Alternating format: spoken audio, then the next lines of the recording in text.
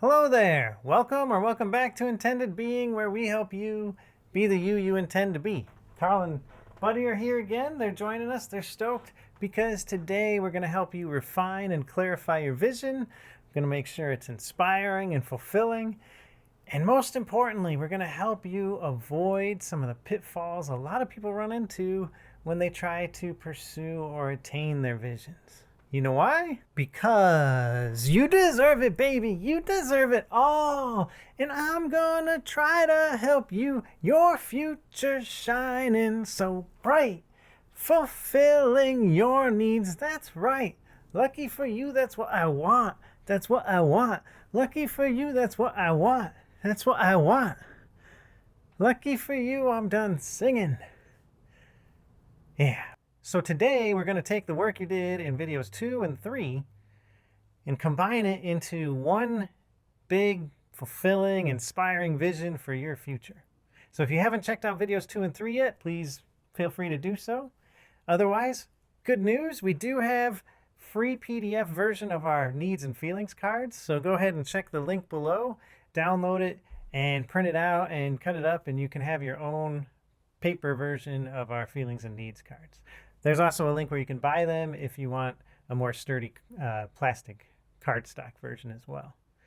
Now, as I said, we're going to combine our work from 2 and 3, but we're also going to use a couple methods to make sure we avoid two different pitfalls that a lot of people run into. One, that's remaining too abstract with your vision, and two, disregarding things that you already are filling your life with, right? That you need to find a way to deal with. You can't just keep piling on more stuff. All right, so let's talk about the first one. So when it comes to being too abstract or remaining too abstract, this brings up Construal Level Theory, which is a theory created by Liberman and Trope a number of years ago, and there's been tons of research on it since. And the idea behind the theory is basically that the more psychologically distant something is, the more we tend to engage our system of abstract thinking. And what that means is psychological distance could be anything that seems far away, whether it's physically far away or in terms of the future, something far into the future or far into the past, or even culturally. It could be looking at a culture that just seems very different from your own. All of those things tend to engage this whole system of thinking related to being abstract versus being concrete. So it's not just that you're thinking abstractly versus concretely. You're also focusing on goals instead of details. You're focusing on trends instead of deviations and blips. You're focusing on integrating things versus segregating or separating them out. You're focusing on the desirability of actions instead of the feasibility. So with abstract thinking, you're more focused on why you're doing something, whereas concrete, you're more thinking about how you're going to do it. With abstract, you're also focused on the core ideas or the core physicality of something, versus in concrete, you focus on the peripheral stuff.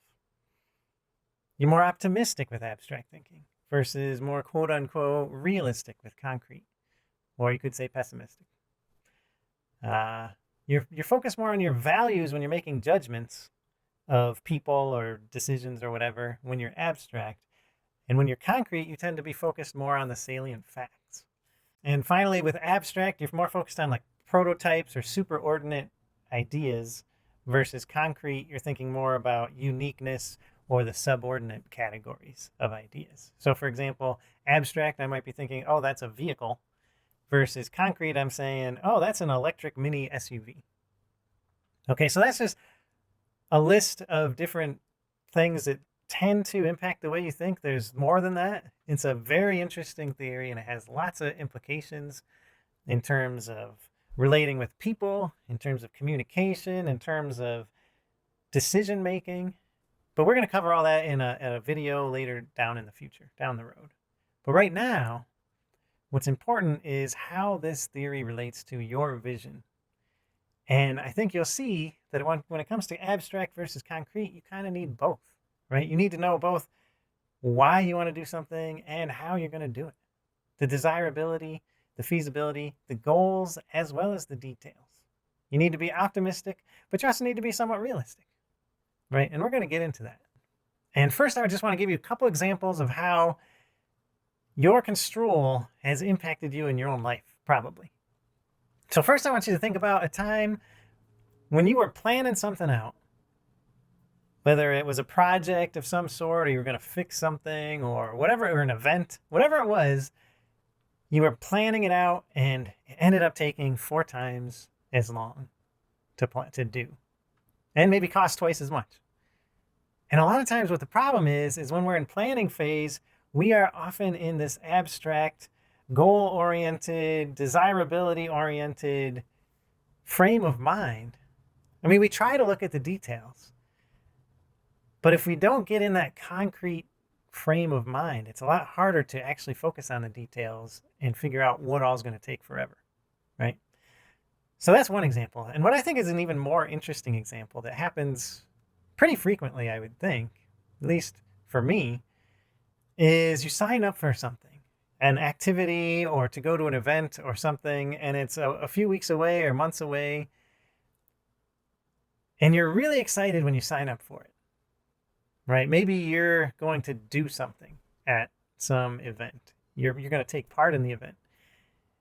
And you're excited all the way up until the night before it happens. And the night before it happens, you start having major regrets. You're like, why did I sign up for this? You start thinking about all the details, all the ways it could go wrong, the feasibility of it all. How is this even going to work? Whatever it was, you say, oh, geez, what have I done? But then the next day you actually go to the event, you take part in it, and, I'd say more often than not, it works out pretty well. Maybe sometimes there's massive failure, I don't know. But those are just examples of how we definitely need to use both systems, right? One system's not always right and one's not always wrong. They're both very helpful. And so now we're going to apply both the abstract and the concrete to your vision with some exercises. Before we get into the exercises, I want you to see that below I put a link to the worksheets that I'm going to talk about with instructions as well. So you don't have to take super detailed notes right now. Now, the first thing we're going to do is we're going to take your work from video 2 and video 3 and combine it into one big, beautiful, inspiring, fulfilling vision for your future. And we're going to stay on the abstract side at first because that's when we're thinking more about desirability, why we want to do stuff. We're thinking about our goals. We're thinking about integrating things and focusing on our values. So all these things that we really want to have in our vision. And the first thing you're going to do is worksheet 1, you're going to fill out the values you want to honor, the needs you want to be meeting in your vision, and then also who you want to be, how you want to be relating, and what you want to be doing. And those should all come from video 2 and 3 and the thinking you've been doing since those. And this is an important worksheet because it's going to act as our blueprint or our guidelines for creating your vision. And it's also going to be a checklist. After you work on your vision, you want to go back and make sure, okay, this revised vision I have, does it still meet these needs? Am I still honoring these values? Am I still being who I want to be? Right, so this first worksheet's pretty important to fill out and to have on hand.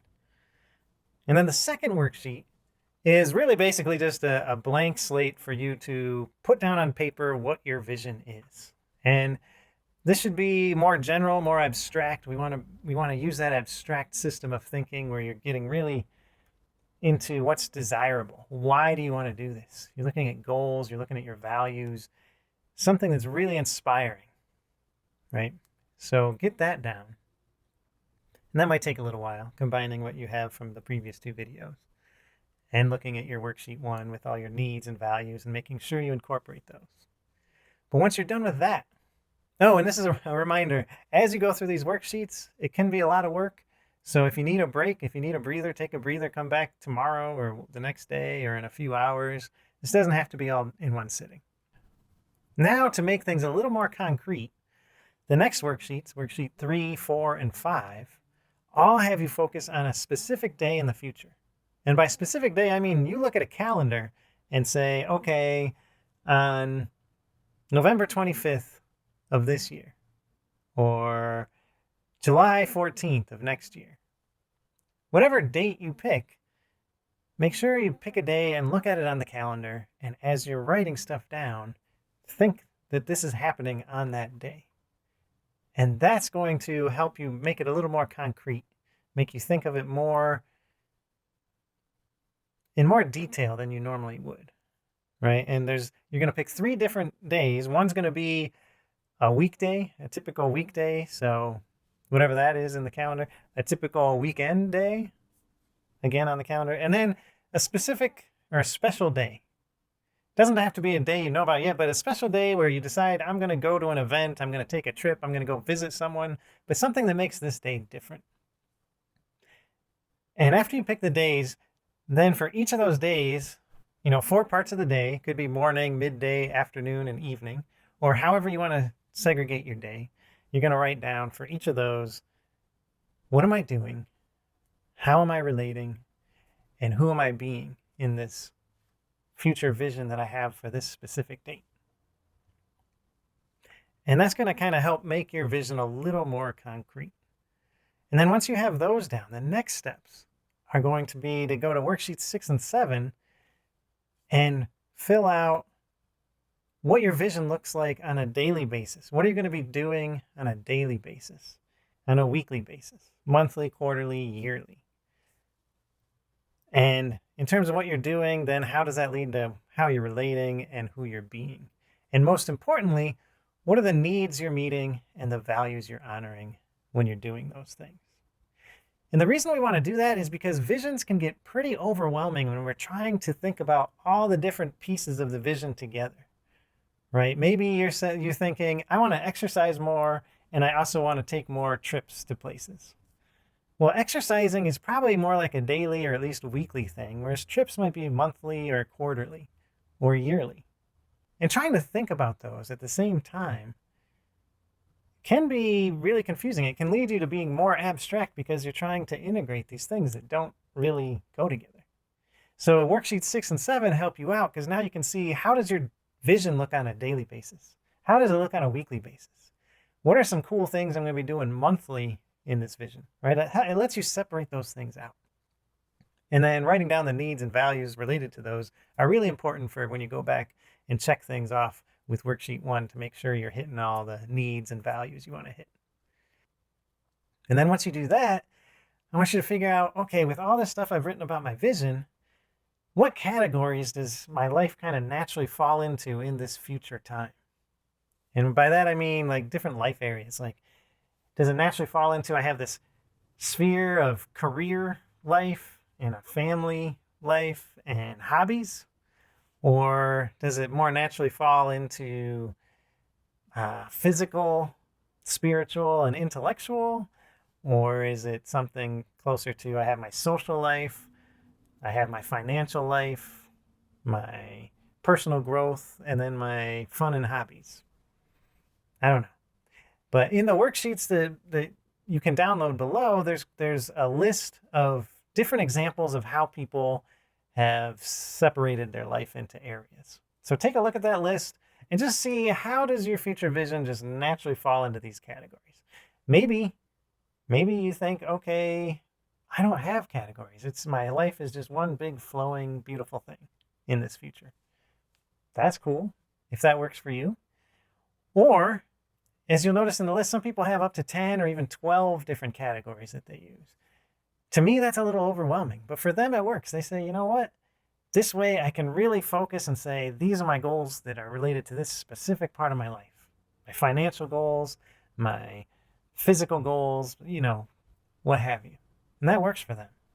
So whatever works for you, I want you to see how your life in this future naturally relates to these categories. And then we're going to use that in an exercise that we'll talk about in a moment. Now we're going to focus on the second pitfall, which is we often forget that our lives are filled already. So having this vision with all this new stuff we want to do means we need to make room in our current lives by either changing stuff, adapting our behaviors, or just simply removing some stuff from our lives. And when it comes to removing stuff from our lives, that brings up the theory of conservation of resources by Hobfel from a few decades back. It's been around a while, well tested. We'll talk about it more in later videos in the future. But I do want to give you a brief introduction, which is basically that this theory states that, one, we are more sensitive to loss than we are to gain when it comes to our resources. So, for example, if you lost $100, that would be more painful than the joy you would have if you gained $100. Now, like any theory, that doesn't mean that every time this is the case, but it means that this tends to be the case. And then the other piece is, especially for important resources, we will often expend lots of other resources just to make sure we don't lose some of our important resources. So, for example, in terms of needs, some of our really important needs are for security or stability. And if we thought for a moment that we might lose a chunk of our security or stability, there's a lot of other needs we might give up, right? We might not care about fun and play anymore, or we might not care about purpose or achievement or some other needs that we would give up just to make sure we don't lose some stability or security. And when it comes to our visions that we're creating, this is very important, because when we make room in our life for what we want in these new visions, we need to be very clear about what the current things we're doing that we might give up, what those things are giving us in terms of our needs. You might be thinking, I spend a couple hours a day just sitting around on the couch. I can easily not do that and do something that's actually worthwhile for me. Or instead of spending a couple hours a day playing these video games on my phone, like Candy Crush or whatever you're playing, I don't need to do that. I'll just do this other stuff that's more exciting. Or watching TV, or whatever it is that you think may be easy to give up, might not turn out so easy. And I'll give you an example. For me, a while back, I used to play this video game where I was building this empire and I had heroes and stuff. And I thought that I was just playing this game as a way to escape. And so then when I thought, you know what, I'm spending too much time on this thing, I'm just going to stop playing. It wasn't that easy. And so I thought, well, what's going on here? What's this video game doing for me? Why is it so hard to quit? And so I did a little needs study, right? So if you saw video 2, you'll know that in a needs study, the first thing you do is you say, okay, what are the feelings? So I said, okay, when I think about playing this game, what feelings do I have? So I went through the deck, picked out a bunch of feelings. I don't really remember the feelings, because feelings are really just a step to get to the important piece, which is the needs. And so after I saw what feelings I was getting playing this game, then I went through the needs deck and I said, okay, what needs is this game fulfilling for me? And I was surprised, because it came up with things like effectiveness, achievement, purpose from a video game. And I thought, oh, this is kind of crazy. And it was at a time in my life where I was really needing to feel effective and purposeful and like I was achieving stuff. And I thought, but this is like the stuff I'm achieving and my purpose in this video game really I don't care about. Like, that has nothing to do with my actual life. But what was happening is I'd get this fake sense of purpose and this fake sense of achievement and fake feeling of effectiveness from playing the game. And that's why my brain deep down was so attached to it and didn't want to give it up, because it was like, I'm getting something from this game, right? So the stuff that you think might be easy to give up, I highly recommend you do a needs study. How does this thing that you're doing make you feel? And then when you look at those feelings, what needs are connected to that? You may be surprised. It's possible that just vegging on the couch, instead of just giving you rest and relaxation, maybe that is actually giving you some stability, right? Maybe life is kind of crazy, and those 2 hours you rest on the couch are the only 2 hours in the day where you know what's happening next, right? 5 minutes from now, I'm still going to be laying on this couch, and that makes me feel safe. 10 minutes from now, guess what? I'll still be laying on this couch. The rest of the world's doing what it's doing. I'm feeling safe. Or whatever it is that you think might be easy to stop doing, double check what needs it might actually be either fulfilling for you or at least making you feel like you're fulfilling it. So to help you with this, our next exercise is actually going to look at all the different activities that you put in worksheets 6 and 7 in terms of the daily things you're going to do with your vision, the weekly things and stuff like that, you're going to look at those worksheets and you're going to take worksheets 9 and 10 and basically list for every new activity or thing that you're going to be doing in your future vision that you're not currently doing in your current life. You need to figure out, okay, what in my current life am I going to stop doing or change or adapt some way to fit this new thing in? So you're going to write that down. And then the next thing you're going to write down, in the next column, you're going to write down, okay, this current thing that I'm doing, what needs is it meeting? Or what needs does my brain at least, is it getting faked out into thinking I'm meeting, right? But either way, there's needs involved there. So what are the needs?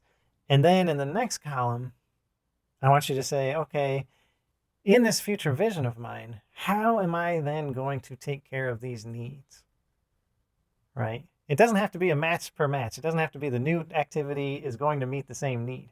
Maybe you have a different activity or thing that you do or way you connect or relate to the world or something in your vision that connects to that need. But either way, something needs to at least address that need, because otherwise your brain is not going to want you to quit doing that activity. It's going to make it a lot harder than you think. So this is just kind of preparing you for making sure that as you go for this vision, you'll be more successful actually achieving it. And the last exercise I want you to do, for worksheet 11, I want you to see, in terms of your current life, how does your current life naturally fall into various categories? Right? This is the exact same thing you did for your future vision in worksheet 8, except now you're doing it for your current life. Does it naturally fall into categories like career, family, hobbies, or physical, spiritual, intellectual? Same exact thing you did, except now you're looking at current day to day. And then if you hadn't guessed, you want to compare that with how you categorized your life in this future vision of yours and see how different are they? Do you have categories in your future vision that you don't have in your current life? If so, how are you going to make room for that category? Are you going to chop up some of the ones you have now, or completely eliminate some, or morph two together into one? Whatever it is, how is this grouping going to change to allow for this new category? Do you have categories in your current life that are not in your new one? What does that mean? Does that mean you forgot about a category and you should probably include it in your vision? Does it mean you have a category right now that you just don't care about and you're done with? You just want to stop focusing on? And how are you going to make that transition? Which you don't have to figure that out right now, but just knowing you have to make that transition is important.